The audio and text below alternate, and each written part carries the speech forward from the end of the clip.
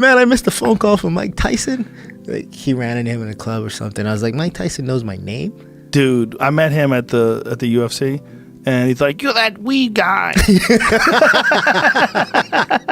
No, he's that weed guy. Well, he was into weed back then, but it was like, that's what he said. He goes, "I like you, man. You're funny." I'm like, "Thank you. I'm so glad you like me." And then having him in here was so surreal because when I was a kid, he was the fucking man. Yeah. I mean, he was you would you'd pay to see his fights just to watch him fuck somebody up. It wasn't a fight. It was an execution. You would watch him execute guys. Yeah.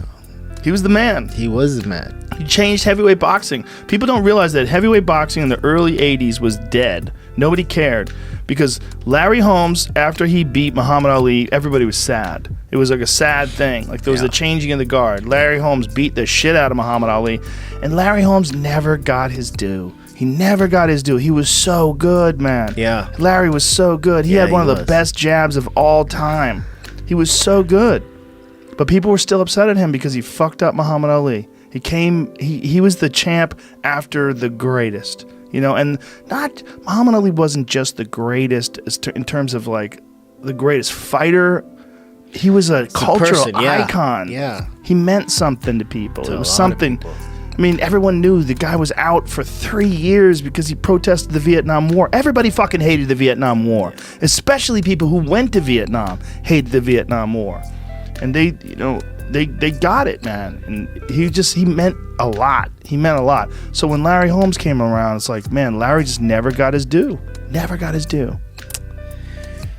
That era of boxing, I remember going back watching tape and doing that. And that's one thing I appreciate about Tyson. You know, like he was a student. Yes. Thank God he knew Jim Jacobs, who had that crazy library that he could get all that. You know, Jim Jacobs was the guy who curated. Like he has every old time fight, all of them.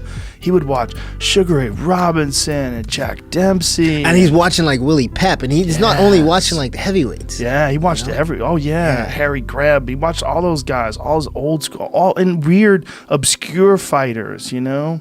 Guys that most people don't remember anymore. Yeah, that era of boxing was very different. Sandy Sadler and, you know, all those guys. He would watch all those guys. Yeah, that era of boxing before him was terrible. It's like you had champs like Pinklin Thomas and Tony Tubbs, and no one cared about the heavyweight division.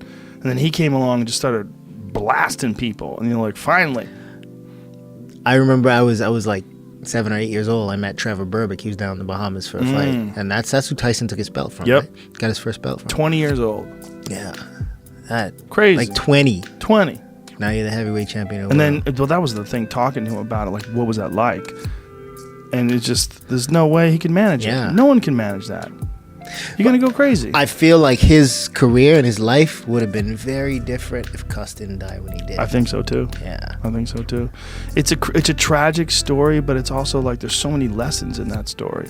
It's like for all of us, it's like there's a lot to learn, you know, what happened when it got all the way to Buster Douglas, when it was like he felt like he can't lose. And he was in this rare state. You know? Yeah, like his life, like he's had so many ups and downs, and as the heavyweight champ, and like to be somebody that's the heavyweight champion of the world, somebody with so many eyes on them, you know, the Robin Givens, that whole saga in his life, you know. I remember I forget was it Oprah when they were being interviewed, and they were on the show, and he just kind of looked like. I feel like Mike Tyson in that interview was like those tigers that people walk with that they drug. Yes. You know what I mean? Yeah, perfect. Perfect way to describe it. Man. They probably medicated him. Yeah. Because he did not look, he just didn't seem like the Mike Tyson who I was a fan of. Right. Like I didn't dislike him in that moment. I was just like, what's wrong with him?